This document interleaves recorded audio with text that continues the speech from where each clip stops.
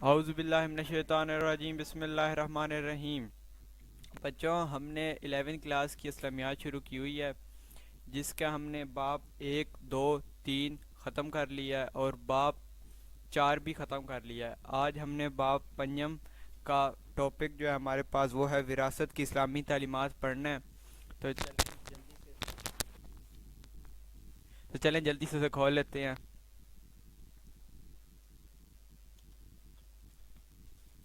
وراثت کی اسلامی تعلیمات، اس میں بچوں میں آپ کو ایس ایل او کوشچن بھی لگواؤں گا اور اس کے اینڈ پہ جس کے کنسپچول کوشچن ہیں وہ بھی لگواؤں گا، ٹھیک ہے؟ اور کسی کا جواب اگر ایکوریٹ اس بک پہ نہیں ہوگا تو وہ آپ کو علیحدہ سے ای شیٹ پہ بھی کرواؤں گا میں۔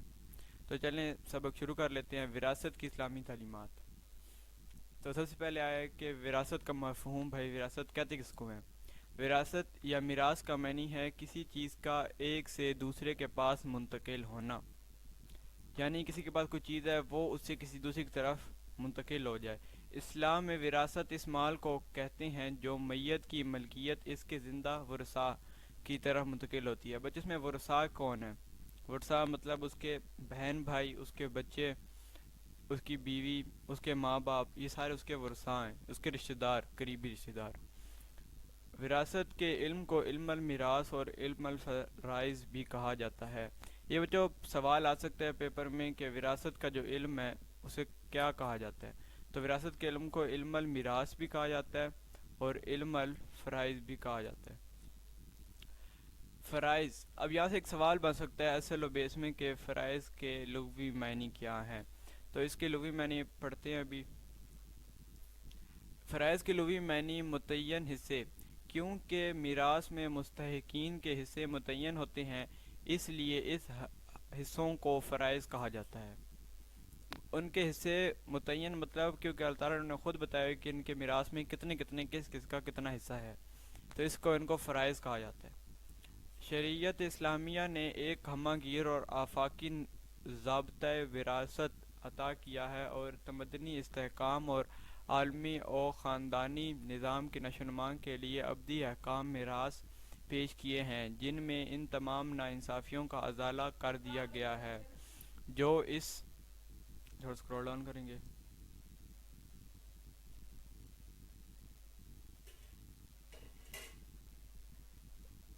تھا وہ جو اس سے قبل انسانی معاشرے میں پائے جاتے تھے۔ میت جو مال چھوڑ کر جاتی ہے اس پر ترتیب وار 4 حقوق مرتب ہوتے ہیں۔ اس میں سے بچوں پیپر میں ایک اصل و بے سوال یہ بھی بن سکتا ہے کہ جو میت چھوڑ کے جاتی ہے مال، اس پہ کتنے وار حقوق بن سکتے ہیں؟ تو اس پہ 4 وار حقوق بنتے ہیں، اور یہ بھی آ سکتا ہے کہ اسے تفصیل سے بیان کریں، تو اس کی جواب یہاں سے لے کر یہاں تک ہے۔ تو چلے اس کو پڑھ لیتے ہیں، اس میں کیا بیان کی گیا۔ سب سے پہلے میت کے مال سے میانہ روی سے اس کے کفن دفن کے اخراجات پورے کیے جائیں۔ کفن دفن مطلب کہ یہ نہیں کہ جیسے وہ مرے تو ہم اس کے بانٹنا شروع کر دیں اس کو، سب سے پہلے اس کو قبر اس کی بنوائیں، اس کے کفن دفن کے انتظام کر لیا جائے اسی کے پیسوں سے۔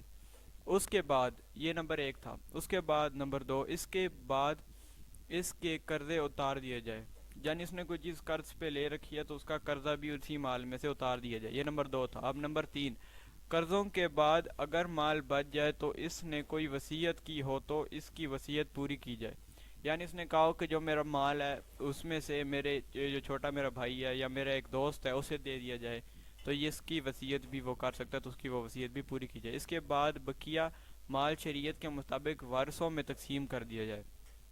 وارث مطلب ورثاء، جو میں نے آپ کو پہلے یہاں بتا چکا تھا، اس میں تقسیم کر دیا جائے۔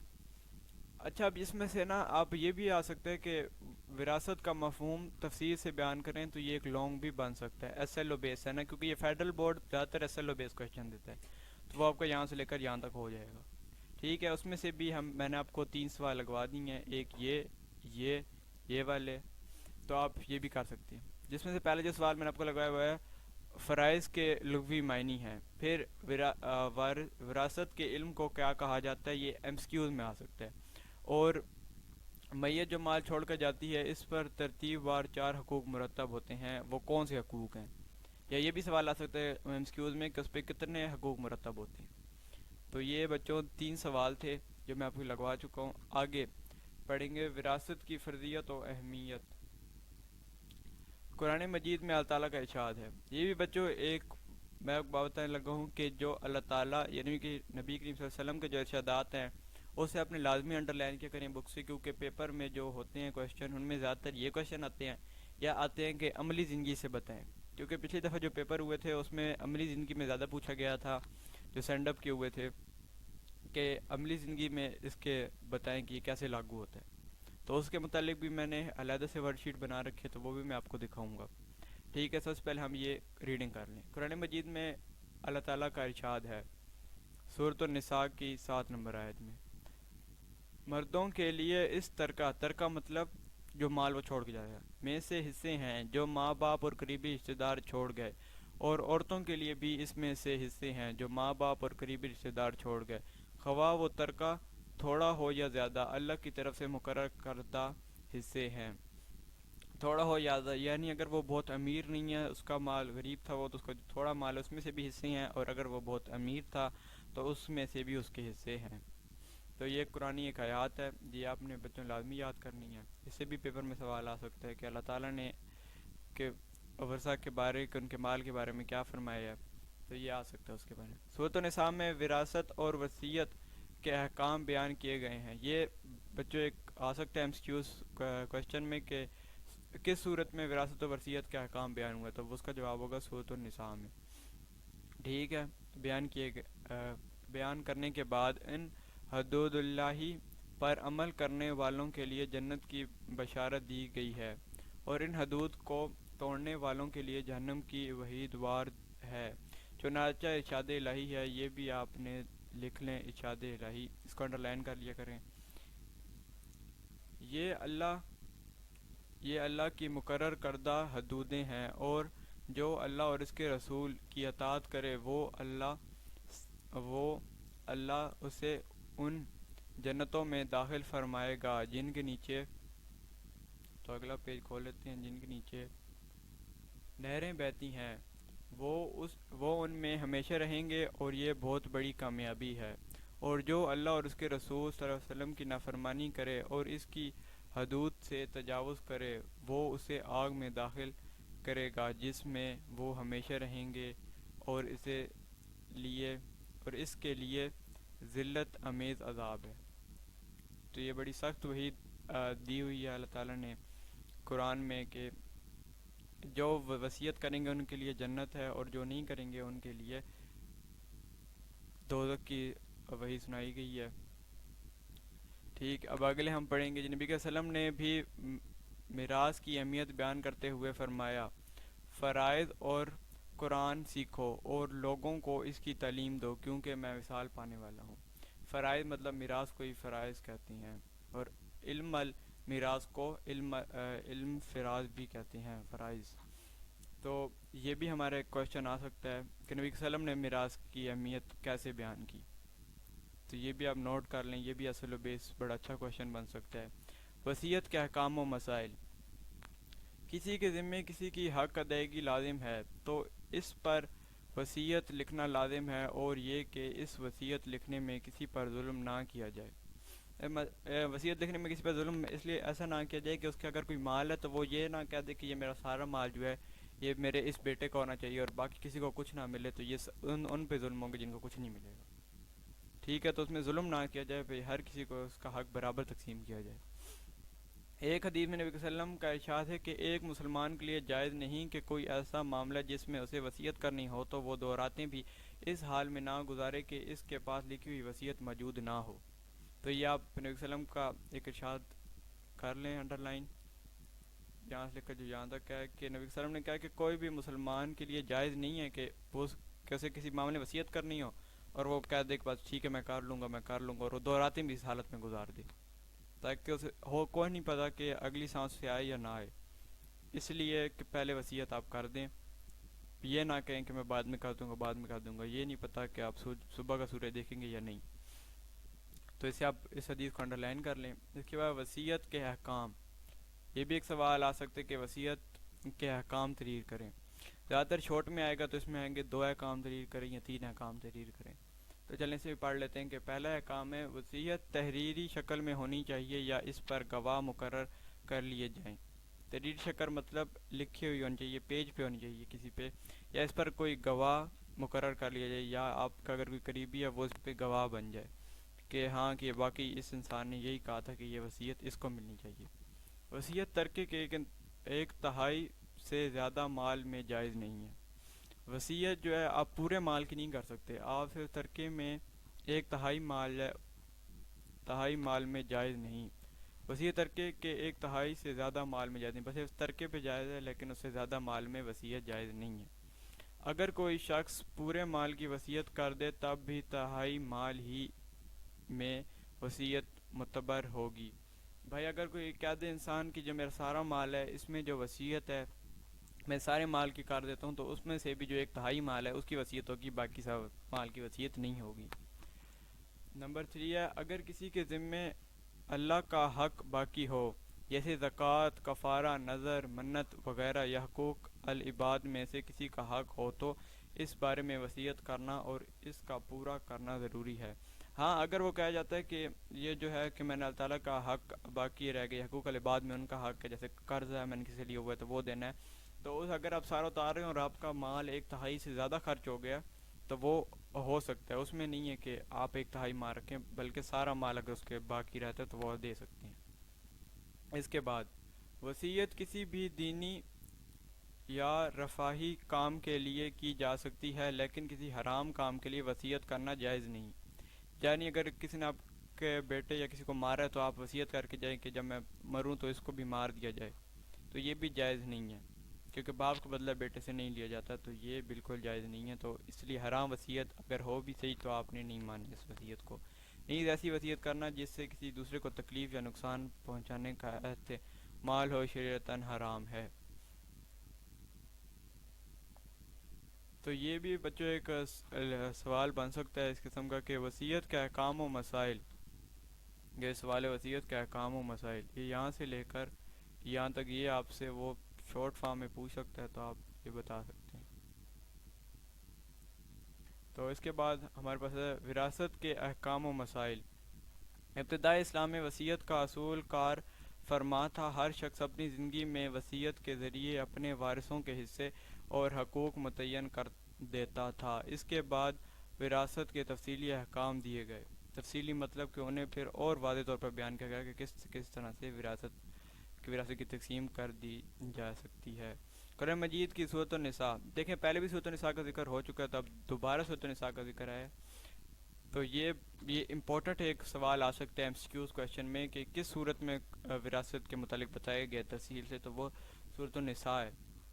میں وراثت کے احکام بیان کرتے ہوئے قریبی رشتہ داروں کے حقوق کو متعین کر دیا گیا ہے، چنانچہ اللہ تعالیٰ کا ارشاد ہے، اللہ تمہیں تمہاری اولاد کے بارے میں وصیت فرماتا ہے کہ بیٹے کے لیے 2 بیٹی کے لیے برابر حصے ہیں، یعنی 2 بیٹیوں کا جتنا حصہ ہوگا اتنا ایک بیٹے کا حصہ ہوگا آپ کے۔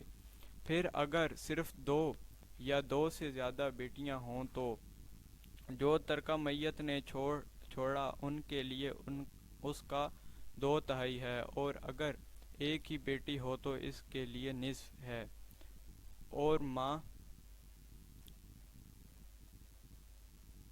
ماں باپ دونوں میں سے ہر ایک کے لیے چھٹا حصہ ہے اس میں سے جو چھوڑا، اگر اس کی اولاد ہے، اور اگر اس کی اولاد نہیں ہے اور اس کے ماں باپ اس کے وارث ہوئے تو اس کی ماں کا تیسرا حصہ ہے، پھر اگر اس کے کئی بھائی ہیں تو اس کی ماں کا چھٹا حصہ ہے۔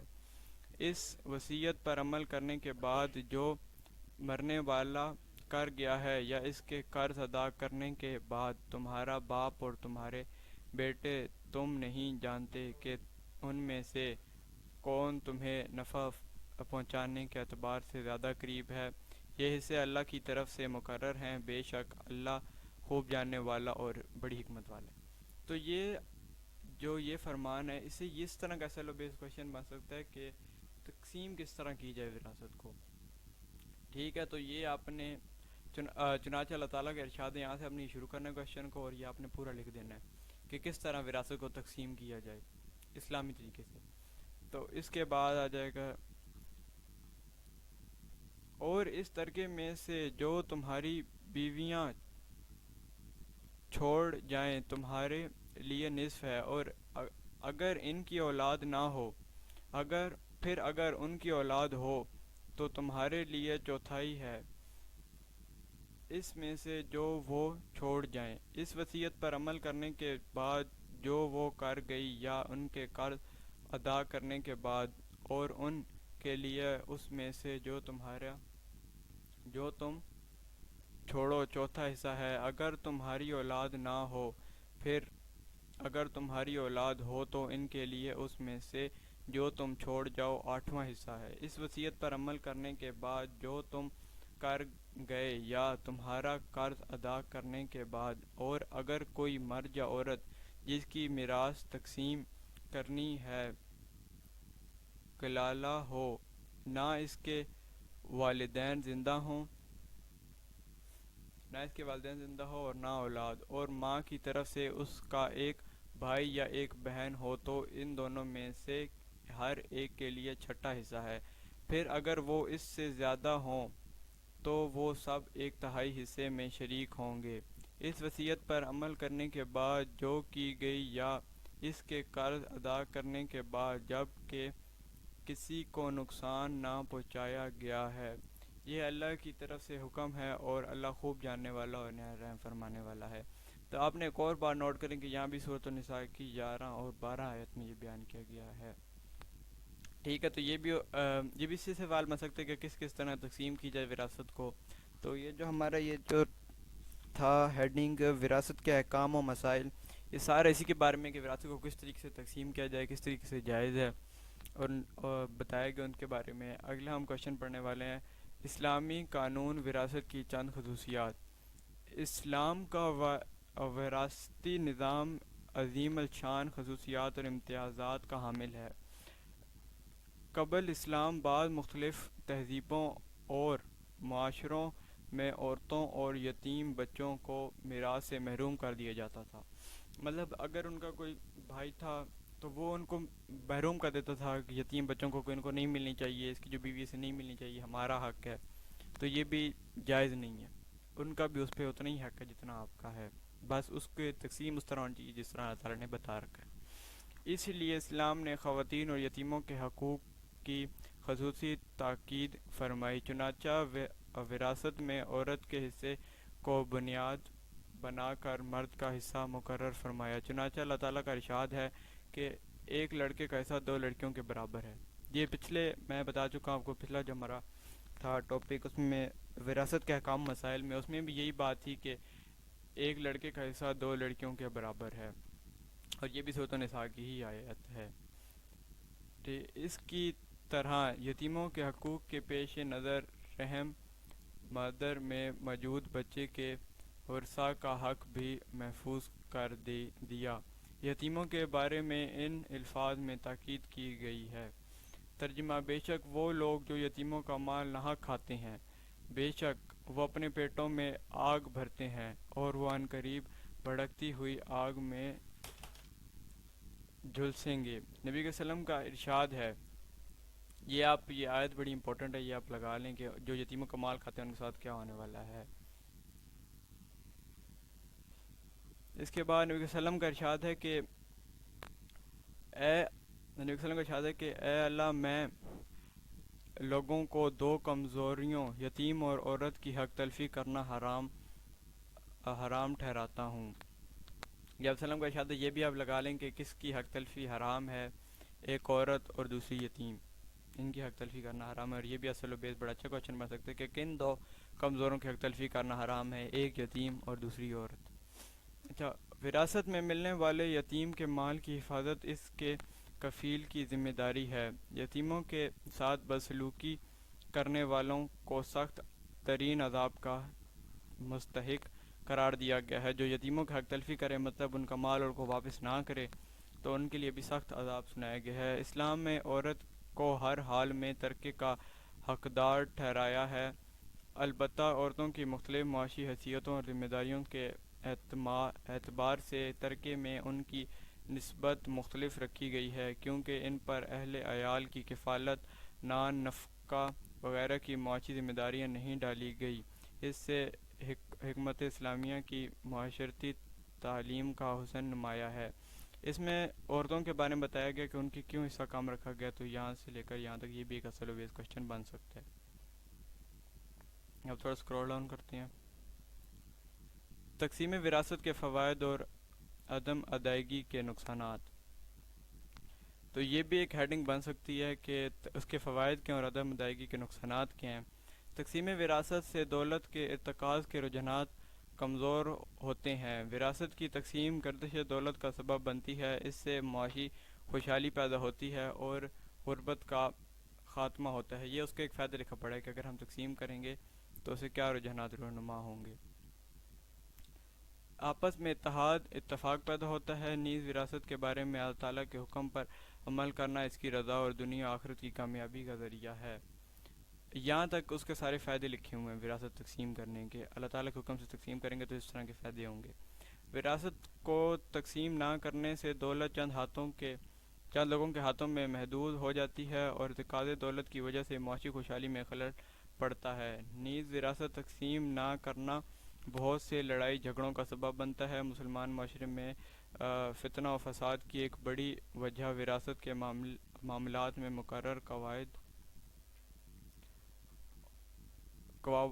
قواعد و ضوابط کی خلاف ورزی کرنا اور شرعی حدود کا خیال نہ رکھنا ہے۔ اکثر خاندانی جھگڑوں اور لڑائیاں زر اور زمین کی وجہ سے ہوتے ہیں۔ وراثت تقسیم نہ کرنے کی بڑی وجہ دنیا کی محبت، مال کی ہوس اور وراثت کے قانون سے ناواقفیت بھی ہے۔ تو یہ اس کے نقصانات لکھے ہوئے ہیں جو یہاں سے لے کر یہاں تک ہیں، ٹھیک ہے۔ اور اس کے بارے میں ہمیں کیا کرنا چاہیے، عملی زندگی کے بارے میں آگے لکھا ہوا ہے۔ ہمیں چاہیے کہ یہاں سوال سکتے ہیں کہ عملی زندگی میں ہم کیسے اس کو کر سکتے ہیں کہ تقسیم وراثت کے فوائد اور نقصانات عملی زندگی میں بیان کریں، تو اس کا کویشچن بن سکتا ہے۔ تو اس کا یہ جواب ہوگا کہ ہمیں چاہیے کہ اہل علم سے وراثت کے شرعی احکام کا علم حاصل کریں اور ان احکام پر خود بھی عمل کریں اور دوسروں کو بھی ان احکام پر عمل کرنے کی وجہ کی ترغیب دیں۔ ورثاء کو ان کا حق دیں، خصوصاً عورتوں اور یتیم تک ان کے مطالبات کرنے سے پہلے ان کا حق خود پہنچا دیں۔ یہاں جیسے کہ ہمارے پہلے لکھا ہوا تھا یہ کہ پچھلے جو زمانہ تھا اس میں یتیموں اور ان کی جو بیویاں ہوتی تھی خواتین، ان کو حصہ نہیں دیا جاتا تھا اس میں، تو یہ ناجائز تھا۔ اس میں خصوصاً بیان کیا گیا ہے کہ خواتین اور یتیموں تک ان کا مطالبہ یعنی وہ خود نہ کہیں کہ ہمیں ہمارا حصہ دو، اس سے پہلے ہمیں ان کا حصہ دے دینا چاہیے۔ نیز معاشرے میں ان کے حقوق کے لیے آہنگی پیدا کریں تاکہ اللہ تعالی ہم سے راضی ہو اور ہم اس کی سزا سے بچ سکیں۔ چلیں اگلا پیج اوپن کر لیتے ہیں۔ اگلے پیج ہے مشق آ گئی ہے، اس کی درست جواب کا انتخاب کریں۔ علم میراث کو کہا جاتا ہے علم الفرائض۔ کتنے مال کی وصیت جائز ہے؟ 1/3 مال کی، 2/3 مال کی، آدھے مال کی، سارے مال کی، 1/3 مال کی۔ تقسیم وراثت کے رجحانات کمزور ہوتے ہیں، گردش دولت کے، تقسیم دولت کے، ارتکاز دولت کے، کسب دولت کے۔ اس کا ارتکاز دولت کے ورثہ کے احکام بیان کیے گئے ہیں سورۃ النساء میں، سورۃ المائدہ میں، سورۃ الاعراف میں، سورۃ الطلاق میں۔ اس میں سورۃ النساء میں نے آپ کو بار بار بتایا کہ اس میں زیادہ تفصیل سے بیان کیے گئے ہیں۔ احکام وراثت پر عمل نہ کرنے کی وجہ کیا ہے؟ حرص و جہالت۔ اس کا یہی جواب ہے، حرص و جہالت۔ مندرجہ سوالات کے مختصر جواب دیں۔ وراثت سے کیا مراد ہے؟ ہم اب پہلا پیج پہ چلے جائیں گے۔ یہ اس کا جواب لکھا ہوا ہے۔ وراثت سے کیا مراد ہے کہ وراثت یا میراث کا معنی ہے کہ کسی چیز کا ایک سے دوسرے کے پاس منتقل ہونا۔ اسلام میں وراثت اس مال کو کہتے ہیں جو میت کی ملکیت اس کے زندہ ورثاء کی طرف منتقل کی جاتی ہے۔ وراثت کے علم کو علم المیراث اور علم الفرائض بھی کہا جاتا ہے۔ یہ اس پہلے کویشچن کا جواب ہے۔ چلیں اب اپنے اگلے کویشچن کی طرف جاتے ہیں۔ ہمارا اگلا کویشچن ہے کہ وراثت کے بارے میں ایک آیت مبارکہ لکھیں۔ تو اس کی ایک آیت مبارکہ وراثت کے بارے میں ایک آیت مبارکہ، تو اسے تھوڑا سکرول ڈاؤن کریں گے نیچے کی طرف۔ یہاں ہم نے پہلے ایک آیت پڑھی تھی، وہ آیت اس سوال پہ بالکل کریکٹ ہے۔ اس سوال کے مطابق تو ہم وہی آیت اس میں لکھیں گے۔ قرآن مجید میں اللہ تعالیٰ کا ارشاد ہے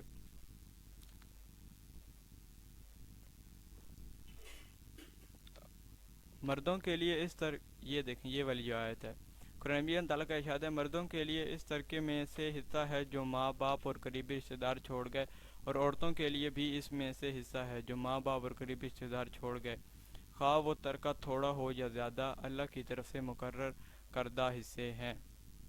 تو یہ والی یہاں سے لے کر یہاں تک آپ لکھ سکتے ہیں، اور یہ بالکل کریکٹ آیت ہے۔ اب ہمارا اگلا سوال ہے کہ یہ بھی ہمارا سوال ہو گیا اور یہ والا سوال بھی ہمارا ہو گیا، وصیت کے بارے میں ایک حدیث مبارکہ لکھیں۔ تو ہم پچھلا پیج اوپن کر لیتے ہیں۔ یہاں لکھا ہوا ہے کہ ایک حدیث میں نبی صلی اللہ علیہ وسلم کا ارشاد ہے کہ ایک مسلمان کے لیے جائز نہیں کہ کوئی ایسا معاملہ جس میں اسے وصیت کرنی ہو اور وہ 2 راتیں بھی اس حال میں نہ گزارے کہ اس کے پاس لکھی ہوئی وصیت موجود نہ ہو۔ تو یہ والی حدیث اس سوال میں ہم لکھ دیں گے، ٹھیک ہے۔ تو ہمارے 3 سوالات ہو چکے ہیں، اب اپنے اگلے سوال کی طرف بڑھتے ہیں۔ نمبر 4، بعض صورتوں میں خواتین کا حصہ محدود کیوں رکھا گیا؟ یہ میں نے آپ کو پہلے کویشچن بتا چکا ہوں، لیکن اس بک پہ جو میں نے کویشچن بتایا وہ بالکل ٹھیک تقریباً اس پوائنٹ آف ویو سے ٹھیک نہیں لکھا ہوا جو جس پوائنٹ آف ویو سے بورڈ والے چیک کرتے ہیں۔ تو اس کو میں آپ کو علیحدہ ای شیٹ پہ کر لکھواؤں گا، تو اس کو فی الحال رہنے دیتے ہیں۔ یتیموں کا مال کھانے کے بارے میں کون سی وحید وار ہے؟ اس کا جواب جو ہے وہ لکھا ہوا ہے جی، یہ لکھا ہوا ہے کہ بے شک وہ لوگ یتیموں کا مال ناحق کھاتے ہیں، بے شک وہ اپنے پیٹوں میں آگ بھرتے ہیں اور وہ ان قریب بھڑکتی ہوئی آگ میں جھلسیں گے۔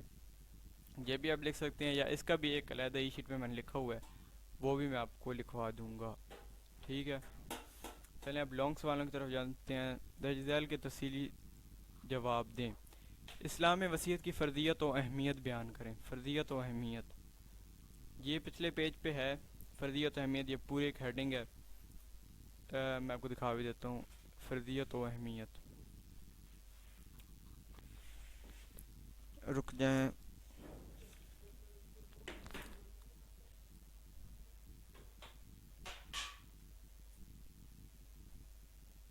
فرضیت و اہمیت، یہ جو ہے اس کا یہاں سے اس پیج سے جواب شروع ہوتا ہے اس کا،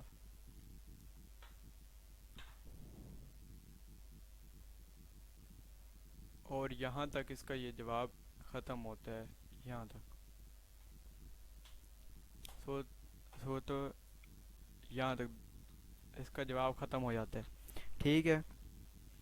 لیکن اس میں جو لکھا ہوا ہے نا وہ اتنا اچھا نہیں لکھا ہوا ہے، پیپر پوائنٹ آف ویو سے اتنا اچھا نہیں لکھا ہوا ہے، اس کو میں علیحدہ آپ کو ای شیٹ پہ کرواؤں گا۔ تقریباً جو لانگ ہے اس میں آپ نے زیادہ تر ہیڈنگیں لکھنی ہوتی ہیں، ہیڈنگز جتنی آپ کی زیادہ ہوں گی اس کے مطابق آپ کو نمبر دیے جاتے ہیں۔ تو اس میں ہیڈنگیں جو ہیں بنانا ایک تو بڑی مشکل ہے، اوپر اس میں حدیثیں لکھی ہوئی ہیں اور ارشادات وہ بھی لازمی ہیں، لیکن ہیڈنگیں زیادہ لازمی ہوتی ہیں، تو ہم نے وہ کرنی ہے۔ تو اس کے لیے میں آپ کو علیحدہ ای شیٹ پہ لکھا ہوا ہے وہ آپ کو دکھاؤں گا۔